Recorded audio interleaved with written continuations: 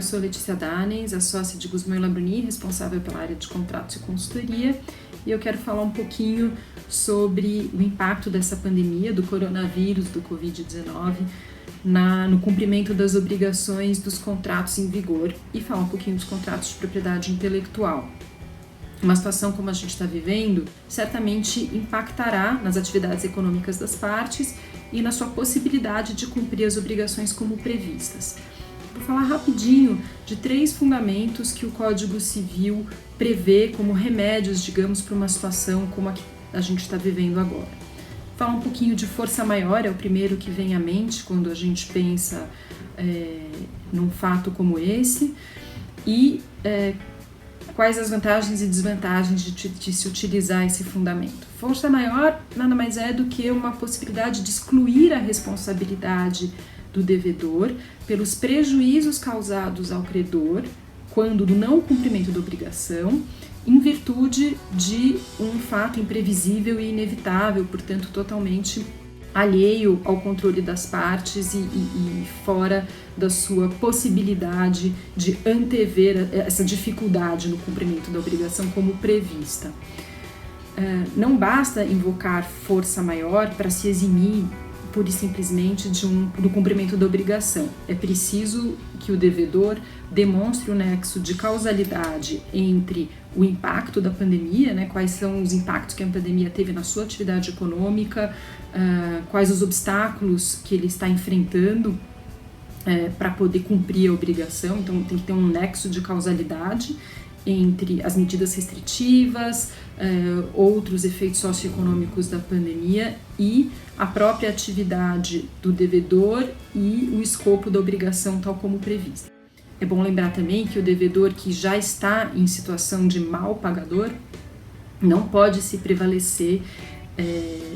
do argumento de força maior para se eximir das obrigações ou do cumprimento das obrigações depois do advento de uma circunstância como essa, conforme o artigo 399 do Código Civil. E, às vezes, a exclusão de responsabilidade do devedor não é a melhor saída, porque ele não só quer rever a sua possibilidade de cumprir aquilo que foi previsto, mas também esperaria que a outra parte cumprisse a contraprestação. Então, não necessariamente esse fundamento é o melhor remédio para todos os casos. Na maioria das vezes, o que pode ser necessário é a revisão e o reequilíbrio do contrato diante de uma situação como essa. E aí, o Código Civil prevê 2 outros fundamentos, a teoria da imprevisão, no artigo 317, e a teoria da onerosidade excessiva, no artigo 478 e seguintes. Na teoria da imprevisão, a gente compara a prestação tal como prevista no momento da assinatura do acordo, como ela tinha sido desenhada pelas partes, e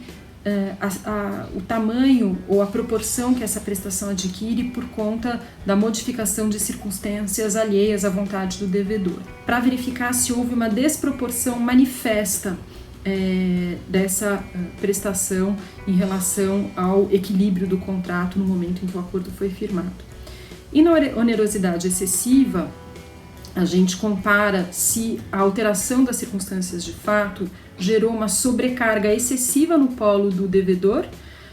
e, por outro lado, uma possível vantagem extrema do credor de receber aquela prestação na forma como inicialmente prevista,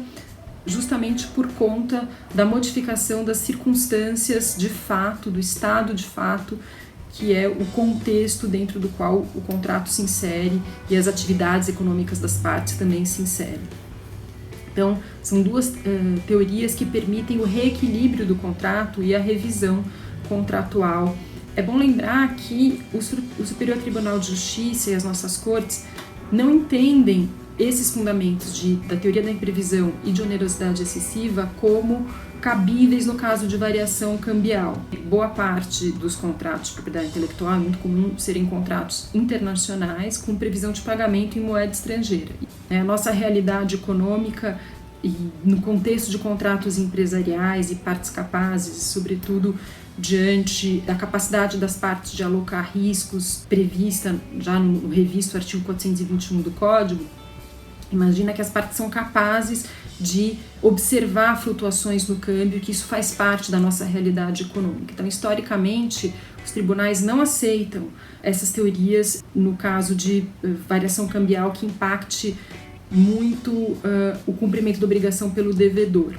Há 2 exceções a isso: a maxi-desvalorização do real de 1999 para os contratos de leasing e algumas exceções em direito administrativo. Então é importante olhar para essa circunstância e verificar se só a variação cambial é o único fator que pode estar impedindo o devedor de cumprir com as suas obrigações no contrato. Existem outras restrições com relação à circulação de pessoas e bens que podem ter um impacto também bastante relevante. Mais do que esses argumentos pontuais, é sempre importante lembrar do princípio da boa-fé objetiva, que é uma cláusula não escrita de todos os contratos,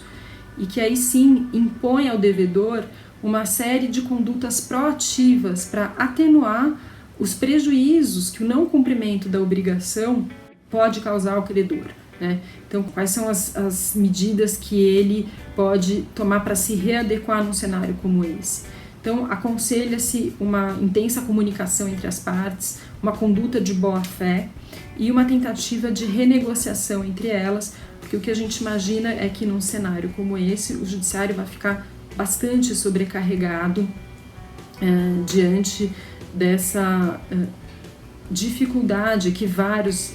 empresas terão de cumprir as obrigações como previstas num cenário como esse, que a gente ainda está observando em evolução e que vai se estender no tempo.